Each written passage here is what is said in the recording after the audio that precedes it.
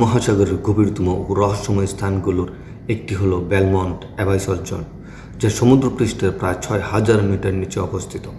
এই জায়গাটি পৃথিবীর এমন একটি অংশ যেটি সম্পর্কে মানবজাতির জ্ঞান অত্যন্ত খুবই কম, কারণ এখানে প্রবেশ করা শুধু কঠিনই নয়, প্রায় অসম্ভব। সমুদ্রের অতল অন্ধকার, প্রবল চাপ, অক্সিজেনবিহীন পরিবেশ, সব কিছু মিলিয়ে এটি পৃথিবীর সবচেয়ে প্রাণহীন স্থানগুলোর একটি বলে মনে হলেও বিজ্ঞানীরা এখানে এমন কিছু জীবের সন্ধান পেয়েছেন যা পৃথিবীর বাইরে জীবন থাকতে পারে কিনা সেই প্রশ্নকে আরও গভীর করেছে। এই অঞ্চলের তলদেশে যে ধরনের প্রাণী দেখা যায় তাদের অনেককেই এক্সট্রিমোফাইল বলা হয়, অর্থাৎ চরম প্রতিকূল পরিবেশেও তারা বেঁচে থাকে।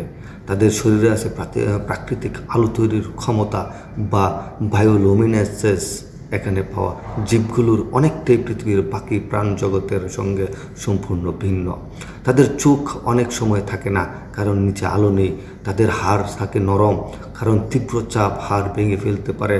আশ্চর্যের ব্যাপার হলো এখানে কিছু ব্যাকটেরিয়া আছে যারা সরাসরি শিলার রাসায়নিক উপাদান থেকে শক্তি গ্রহণ করে, যাকে বলে কেমোসিনথেসিস। এই ধারণা দিয়েছে যে সূর্যালোক ছাড়াও জীবন বেঁচে থাকতে পারে।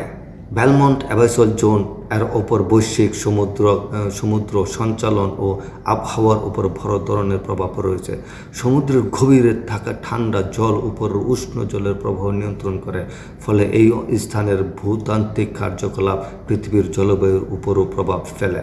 একটা সময় ছিল যখন মানুষ মনে করত পৃথিবীর গভীরে সমুদ্র নীরব, স্থির এবং মৃত, কিন্তু আধুনিক সাবমার্সিয়াল ও সোলার স্ক্যান দেখিয়েছে এসব জায়গায় ভূমিকম্প হয়, লাভা বের হয়, নতুন পর্বত জন্মায় এবং আবার ধ্বংস হয়, যেন হাজার হাজার মিটার নিচে একটি অদৃশ্য পৃথিবী চলছে নিজের নিয়মে।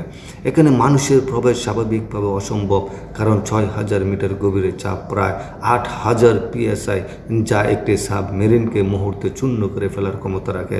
বর্তমানে কেবল নির্দিষ্ট কিছু গভীর সমুদ্র অনুসন্ধানকারী যান এই অঞ্চলের আংশিক অংশ পর্যবেক্ষণ করতে সক্ষম হয়। এর ভিতরের অধিকাংশ এলাকা এখনও অজানা ও মানচিত্রবিহীন।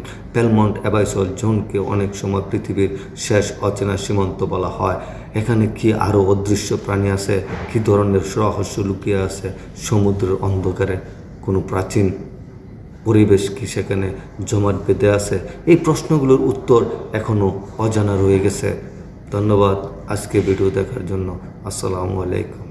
এতক্ষণ আপনাদের সাথে আছিলাম আমি শাহিদ। ভিডিওটি কেমন লাগলো অবশ্যই জানাবেন। যদি ভিডিওটি ভালো লাগে অবশ্যই একটি লাইক দিবেন।